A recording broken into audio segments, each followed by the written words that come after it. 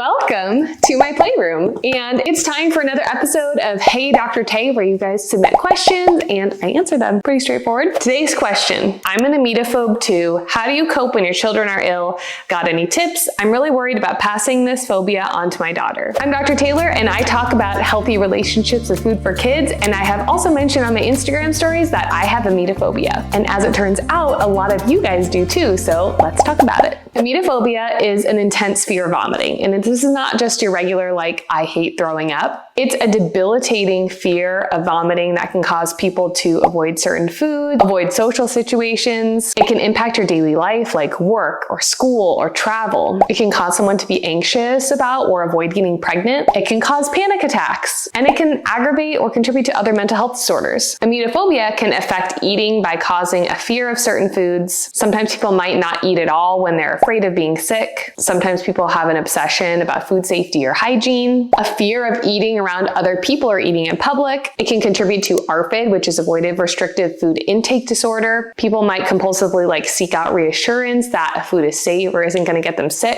among other things. Now, I also have OCD, which stands for obsessive compulsive disorder, and ADHD, so that affects my personal experience with emetophobia. For example, my OCD compulsions and intrusive thoughts are triggered by my fear of vomit, among other things. Now, before I talk about how I cope with my emetophobia, I'm going to real quick go through some evidence-based therapies for it. But I'm going to keep this surface level because I'm not a therapist. Now, there isn't a lot of research on emetophobia itself, but there are several case reports on emetophobia, and there is a large body of evidence examining how best to treat patients with an intense phobia, which emetophobia falls into that category. The two most frequently mentioned types of therapy for emetophobia in the literature are exposure therapy, which is a category of CBT or cognitive behavioral therapy. And this is where they gradually expose you to the distressing thing. So they may start with something like you hear the word vomit or you say the word vomit, and you progress to watching videos of vomit or watching movie scenes where someone throws up. This can also include exploring body sensations related to that trigger. So maybe gassiness or burping or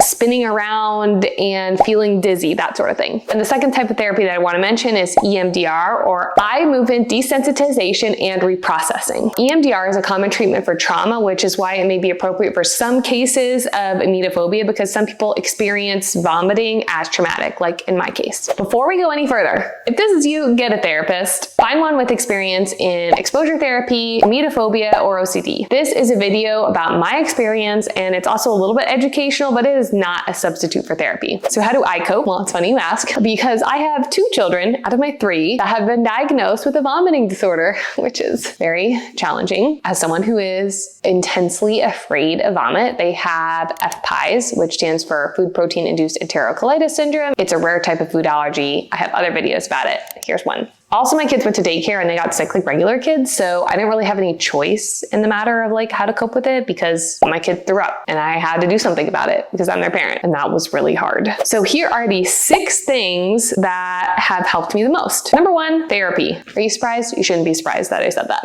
I have a long way to go, but working with my therapist was a great first step. I did EMDR with my therapist, and that helped a lot. I have plans to find a new therapist and do some formal exposure therapy next. Okay, the next thing that has helped me cope is an accurate diagnosis for my OCD and ADHD. Once I got diagnosed with OCD and ADHD, I felt empowered to learn more and find the strategies that helped me to cope, and that just worked best for my brain. I learned specific things that quelled my physical compulsions, so hand wringing or hand washing. I learned how to best manage my intrusive thoughts and how to avoid panic attacks. And these are strategies that work specifically for me. They won't work for everybody. So things like fidgets, earplugs, physical movement, carbonated drinks, breathing techniques, and distraction tools. Those are kind of my go-to when I'm feeling really anxious, especially about vomit. Okay, number 3, you're probably not gonna like this, but it's forced exposure. My kids forced me into rudimentary exposure therapy because they puked, and I had to do something about it. I had to be around it. I didn't always have a choice. So it was kind of like a natural exposure process for me, and it was really hard. But I've noticed that since becoming a mom and being around them when they're throwing up, I'm better able to tolerate tolerate being around vomiting kids and people. Number 4,